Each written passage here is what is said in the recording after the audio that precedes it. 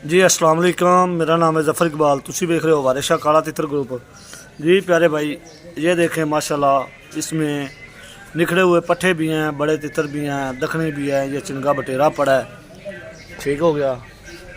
ये नीचे नीचे ये ईरानी पड़ा है, मैं धूप दे रहा हूँ।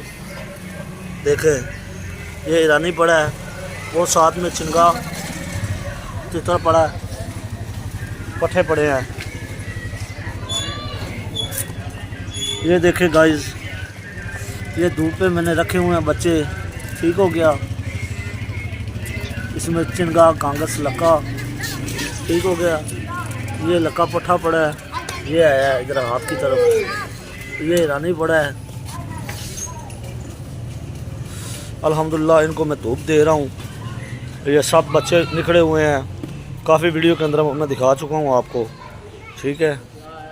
ये सब फॉर सेल के लिए है, जिस मेरे दोस्त को चाहिए स्क्रीन के ऊपर व्हाट्सएप नंबर दिया हुआ है, तो मज़ीद मेरे साथ रब्ता करें।